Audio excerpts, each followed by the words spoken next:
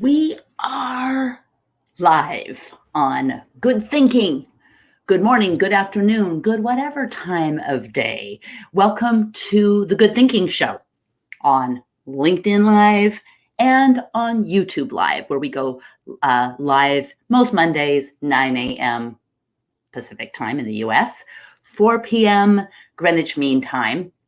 And this is just a show that is short and sweet, but gives our week a little boost where we can steal some time away from all the time we're taught what to think so we can focus on improving how to think. So that's what we're doing here. That's why I'm so glad you're here, because in a live show, we can have a lot of interaction. And the cool thing about this platform, streaming from these two places, both LinkedIn Live and YouTube Live, is we get an audience from around the world. And that gives us an incredible viewpoint diversity that is rare. So welcome. Let me know that you're here. Let me know where you're from. Like I said, this is a participation show. It's not me talking at you. It's us working together to improve how we think. All right. Now, you don't see the stream of comments from the other platforms, but I'm going to try to hit everyone and welcome everyone and answer everyone, but sometimes it streams too fast and I can't. So it's not that I'm ignoring you, it's you're seen and valued. It's just that I'm number one blind to number two, it goes too fast. Masripa, welcome to you tuning in on LinkedIn. Let me know where you're from.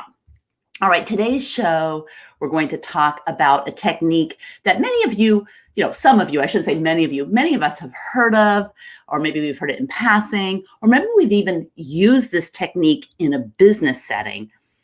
And this technique is called a pre-mortem. So I'm going to seed this a little bit by just saying it's a pre-mortem. Then I'm going to tell you what it is, why it's needed, and how you can not only apply it if you are managing a team or part of a team, but more importantly, how you can apply it in your own life to improve your decision process, to improve the quality of your decisions. So that's huge. And we'll talk about different ways you can use it.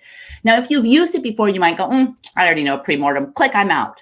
But the inventor of this pre-mortem has been very specific about why this pre-mortem is often done incorrectly in business. And there's very few times where there's been a twist on how to apply it to your own life. So that's what we're going to get. We're going to get in, we're going to get out. And by the time you're done, you're going to know exactly and have useful tools, a useful way to use this to improve the quality of decisions in your own life. Stephen, greetings from the city that came within a coin toss of being called Boston. Okay. Who can name the city that in the United States that became one? It was a coin toss. It was either going to be called Boston or who can name the city? All right. And Flavian Saturnus, welcome to the show. All right. Now we're going to get into it. So like I said, despite our intentions, so many of our best laid plans go awry. It could be personal. Maybe it's a business you're going to launch, or you decide to reskill and quit your job and start something new, or start a company. Pop the question. Maybe it's you're leading a team and it's a project, a big project, and you've got a great plan, and then the plan goes awry. Okay. How often does that happen? Like really, really often. Adrian, welcome from Portland. Okay. You said Portland, the coin toss. Adrian gets, although Adrian has a little inside scoop, Adrian gets a rubber chicken for being right about the coin toss between Boston and Portland. Welcome from Portland. And Tim, greetings from Kenya. So glad you're here. I'm very excited because LinkedIn Learning, where I'm an author on topics like critical thinking and decision-making and applied curiosity, judgment, has just opened up to some incredible authors from the continent, from Africa. So we're very excited to welcome all of these LinkedIn Learning authors from Africa. So welcome from Kenya. All right, so here we're going to get into it. So we certainly know why some of the plans go awry. We fall prey to cognitive and organizational biases that get in the way. But how many of you have embarked on a plan and never asked the most obvious question? What could go wrong? Would any of you admit to not asking what could go wrong? Maybe it's it's a marriage. Maybe you're going to pop the question to someone. Maybe you're going to launch a product. Maybe you're going to take on a new client.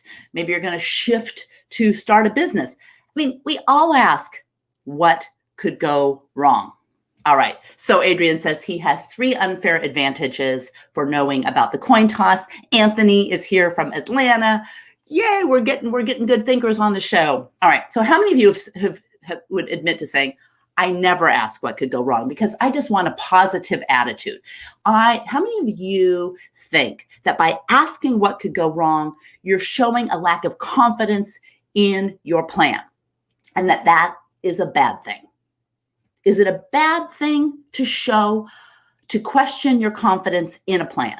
Yes or no? Is it a bad thing or a good thing?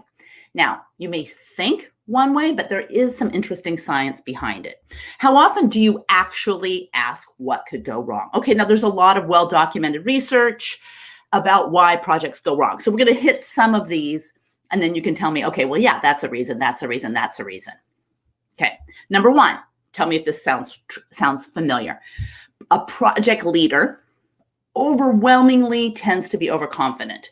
Now, we all suffer from the granddaddy of all cognitive biases, as stated by the granddaddy of behavioral economics, overconfidence. Overconfidence bias, as we've talked about in, I think, our last show, really kind of puts a patina on all the other biases. Now, we should be confident, but this is about hubris, being overconfident. Leaders think, hey, we've mapped out the plans.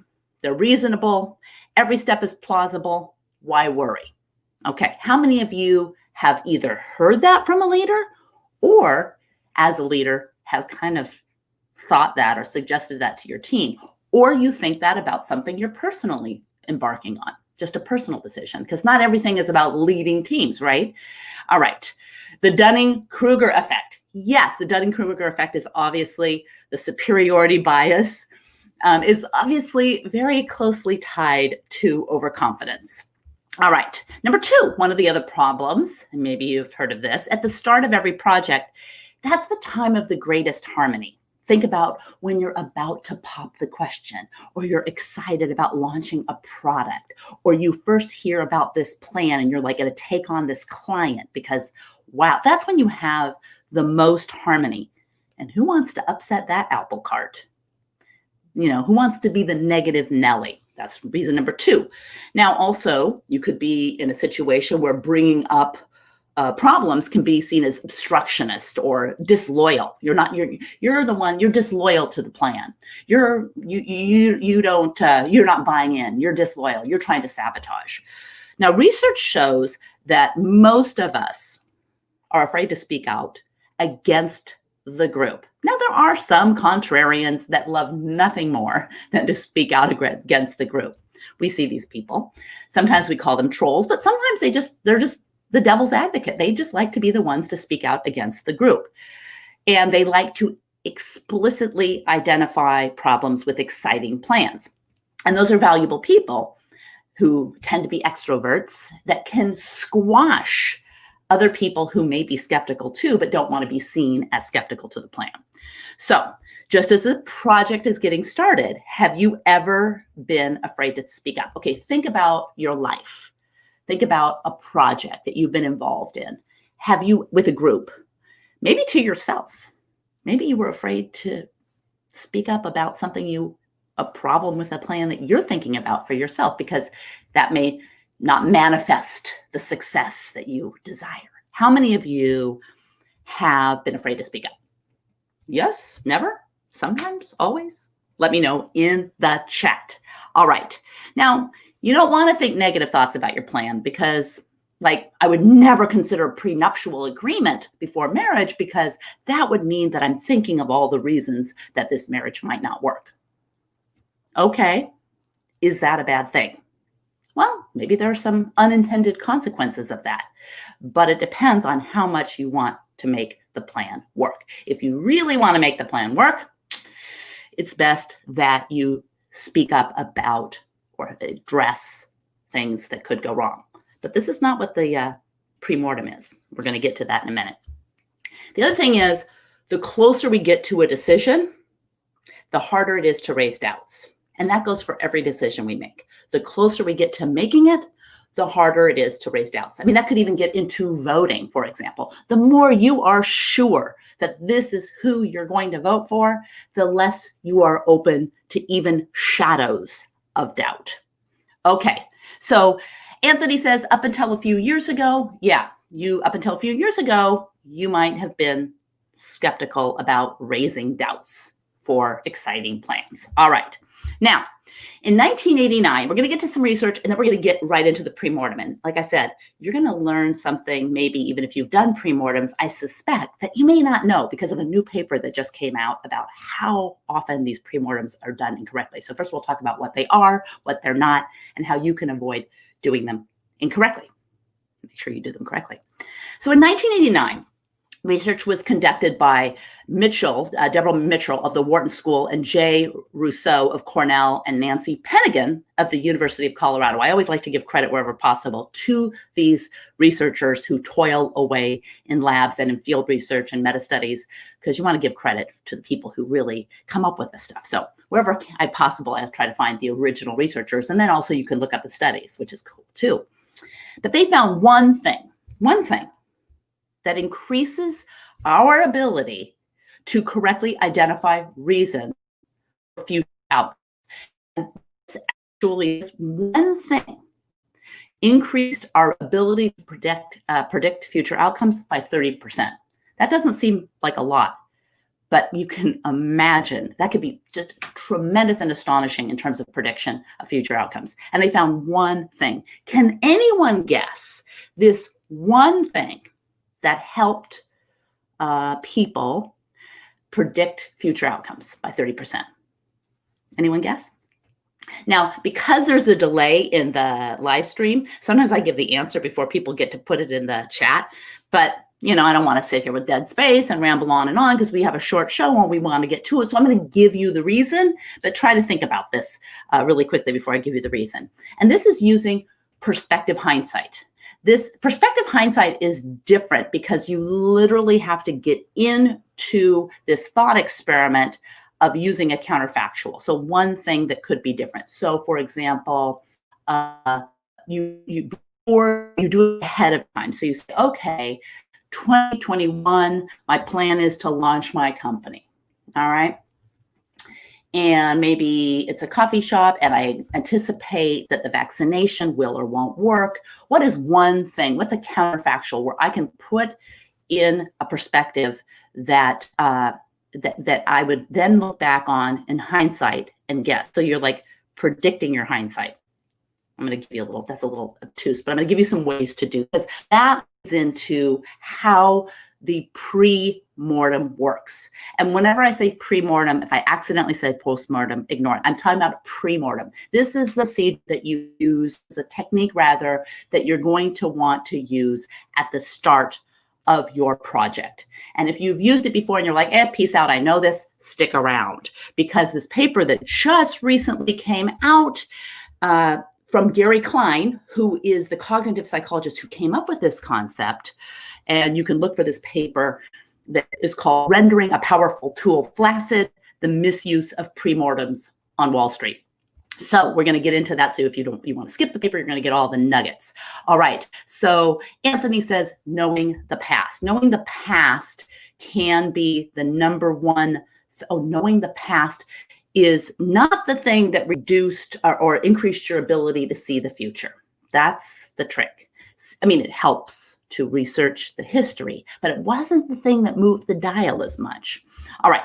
So a pre-mortem comes from a post-mortem. So a post-mortem is after someone dies, in the medical vernacular, after someone dies, or in the business vernacular, after your plan has failed. You go through and you do a post-mortem. You look at all the reasons why your plan has failed. And that, Anthony, that's like knowing the past. That's very wise, and it's a common practice and something that you must do.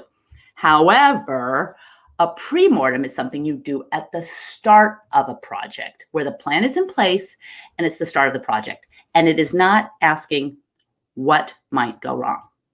That's not what a pre-mortem is. Although statistics show, research shows that that is the way most people, and most businesses and most leaders use a pre-mortem, but it's not the way it should be used. All right, I want to say hi to Animesh from India. Welcome.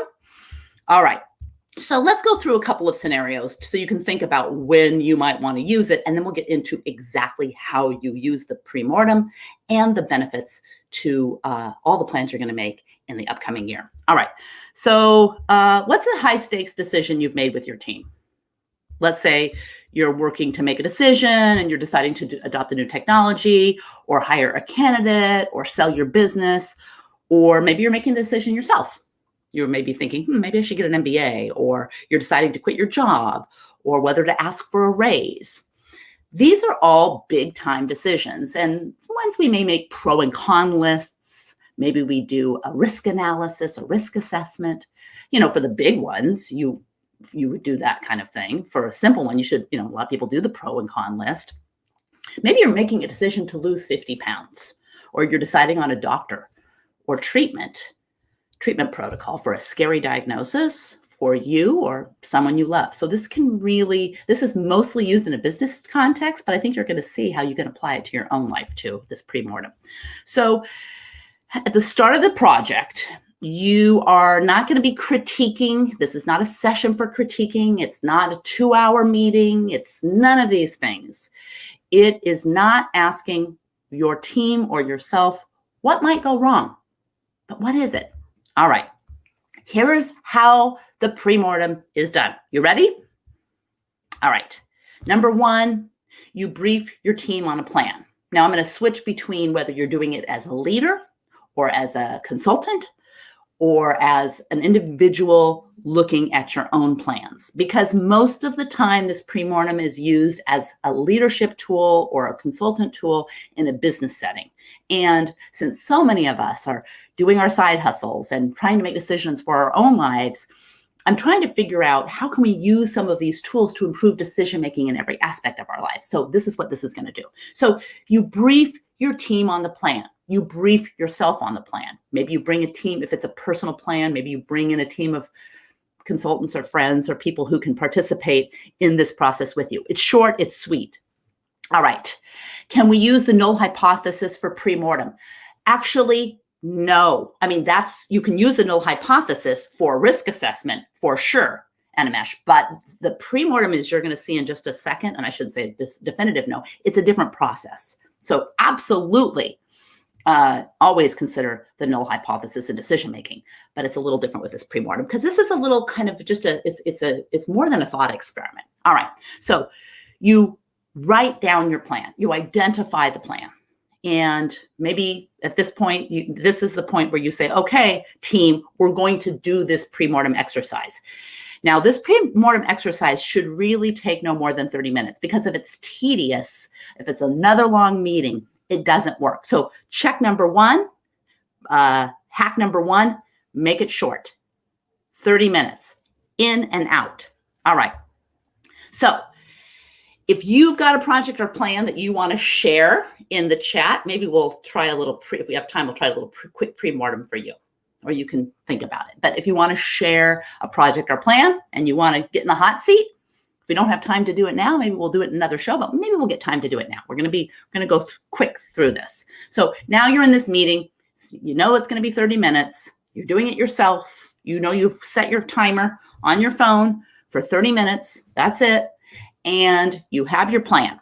Now, you start this exercise now we're going to do it as a group exercise, and you can see I'll kind of tweak it to show how you can apply it to your own life by yourself. But you start this exercise by saying one thing, and it's not what could go wrong. Does anyone know what you say instead for a pre-mortem? You don't say what could go wrong. Does anyone know what you do say? Anyone? All right. As you think and put it in the chat, I'm going to give you the answer. Instead of saying what could go wrong, you say it did go wrong. This is the counterfactual. So you say this plan did go wrong. We failed. We failed miserably. Now, bear in mind, this plan hasn't been executed yet. So this is kind of a thought experiment. All right. Now, this project has failed. Then you pause. You have to wait about a minute, not much longer. This is how you can conduct it, though. This is like, you could do this yourself now as a leader. You pause. Then over the next 2 minutes, and really not much more than 2 minutes, don't give it 10, don't give it 15. You tell people how it's going to go at the start. Like I'm telling you, you do this. This appears to be the sweet spot, according to Gary Klein and people who've done this for the longest period of time in the broadest realms. They feel that this 2 minutes is really the sweet spot. And everyone independently, now this is another thing. So we've got the 30 minutes, we've got the 2 minutes. These are things where you could screw up your pre-mortem if you don't pay attention, right? Now, everyone independently then writes down every reason that they can think of for failure. Now, especially the kinds of things they wouldn't ordinarily mention as potential problems for the fear of being impolite or being a contrarian or being a negative Nelly or not buying into the plan. These are all the things, and they independently write these down. Now, there's a couple of reasons for this because, there are the extroverts that always are talking and sharing the ideas, and sometimes it's the introverts that might not have a technique for getting their ideas out there. How many of you have been in a situation where you're like, I can't get a word in edgewise, or I don't want to be the only thing I say is a negative thing because I don't talk that much. How many introverts do I have? How many good thinking introverts out there? Who's going to admit it? All right. Okay. So for example, I'm going to give you some examples so you can kind of understand. Like in one session, an executive suggested that a diversity project had failed when the director, who was a major advocate, was recruited away by a different company. So there was this one person that was a major advocate of their diversity program, and that person was recruited away by another company. Now, this means our diversity project has failed. All right. Another session suggested that a technical product launch failed when international standards bodies decided to adopt a competitive technology. That happens a lot. So what if we can't, and you don't say, what if? I was going to make my own mistake. What if? You say it did fail because this did happen. Okay. Another project had a major funding effort fail because the potential investor had made a major investment in a kind of a similar investment in the same ecosystem, and that particular investment failed, and that soured the investor against all of the types of investments that they were going to make, and they were very interested. Now, one of the stories that Gary Klein tells that I like is this brilliant but particularly quiet engineer who listened to the plans, had been part of the plan, gets in the pre-mortem, and everyone writes down their ideas, and you'll see the next step where this is highlighted. And this engineer mentions that the software that was actually too slow for the next generation of computers. Like the most obvious thing that was technical, but so obvious that it was missed by the highly technical people. And he kind of felt like, I don't really want to speak up. It's obvious what I'm missing. It really resulted in a visible shortcut that fixed this error. So in a pre-mortem, reasons for projects to fail are only limited by the teams or your imagination, or things that stifle your imagination, like fear of pointing out, fear of not, all the things that we said. So the next step is, after everyone's written it down, then the next step is to ask each team member, starting with one particular team member, which I'm going to ask you who you think should start. Well, I go through this. Tell me, who should start sharing their reasons? Should it be like the quietest person? Should it be the person with the most to gain, most to lose, senior person? Who should start out sharing their reasons? Who do you think? Put it in the chat. Well, you put it in the chat, I'm going to say you ask each team member to read one reason, and you go around the room. So the first person would say, this is my reason that the project failed. And it kind of is cool because it becomes a competition for thinking creatively about the reasons that the project fails. But it's short, it's sweet, and it highlights things that you may have otherwise missed. Then the next person goes. Now, if they have the same reason, they don't tell the same reason. So they might have the same reason, but they have to come up with unique reasons. So if you go around the room, you're the last person, you might be like, I can't think of anything because everything was brought up. That's okay too. But each person reads one reason at a time. One reason. Then the next person goes and the next person goes. And this is very important because only if everyone participates and gives one reason at a time does it seem to work. And this is where it's not a brainstorming session. There's not someone at the front writing down all the reasons. Okay. It's, as people are raising their hands, it's going around. Someone's obviously recording it. Who should go first? The team leader. Why should the team leader go first? Because the team leader has to have buy-in for this pre-mortem. When should the team leader not go first? When they don't have buy-in, that this pre-mortem process, the goal is to highlight all the reasons that the project has failed, not to justify why the reasons don't apply, but to throw out all the reasons that the project has failed. When should the leader not go first? When the leader hasn't bought into the pre-mortem. But then you shouldn't do a pre-mortem with this particular group because the leader has got to buy in. This is so, so, so important because they set the stage. Now you think of it like a contest. People should compete to come up with insightful problem areas that haven't been surfaced before. It's not career risk. It's not going to risk your career. It's not being a negative Nelly. It's how you show off. So then after the session is over, you pause. You think about it. You review the list. And then there's a couple of ways you can do this. You can have each person take on one of the reasons and try to come up with a way to overcome that problem. And that can happen either in the meeting or if you want to set up another meeting to come back and review that, because then you're going to go back and look at the plan again. You may end up doing pre-mortems several rounds, and that's okay because they're short. They're just a short, sweet in and out. All right. So you can have each person share one thing that they would do to overcome some of these problems, but sometimes the problems are more complex and you may need to step out from it for a different meeting. All right. So we know that a pre-launch analysis is part of every WISE project. You may even call it a pre-mortem, but pre-mortems require perspective hindsight, and this offers the advantages that most other methods don't offer. As a matter of fact, statistically, using this pre-mortem in the right way, not what could go wrong, but what did go wrong, happens to have the most statistical likelihood of surfacing problems in plans that can make your plans go astray. Now, it doesn't just help identify the potential problems, it reduces overconfidence, it encourages cognitive and viewpoint diversity. So you get everyone's ideas. And in describing weaknesses that no one else mentions, team members feel valued for their intelligence and experience, and other people learn from them. They're sensitive to pick up signs of trouble, these pre-mortems, once the project gets underway. And in the end, the pre-mortem may be the best way to circumvent the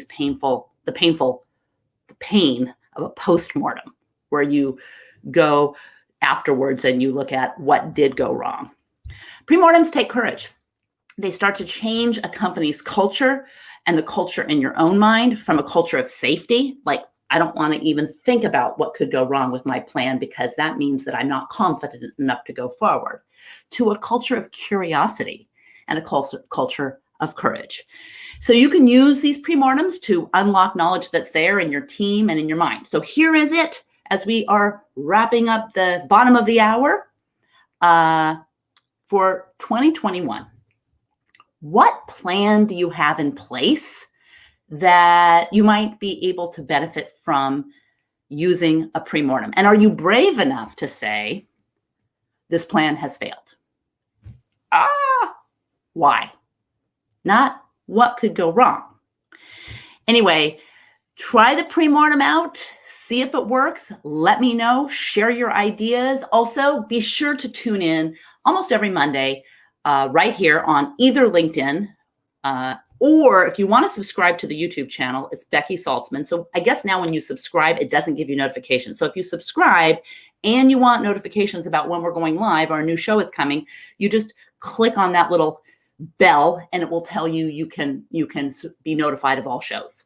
So Becky Saltzman on YouTube, join us LinkedIn Live, YouTube Live, Mondays, 9 a.m. Pacific time, West Coast time in the US, and 4 p.m. Greenwich Mean Time everywhere. So welcome. Happy New Year. And let me know how you use pre-mortems and if they work and how they help you in your life. Yay! And Animesh says, I guess a pre-mortem requires a high degree of maturity. Yeah, pre-mortems are not for the weak of heart, the faint of heart, but they are for those who want to increase the probability of having their plans work. Anyway, have a great week.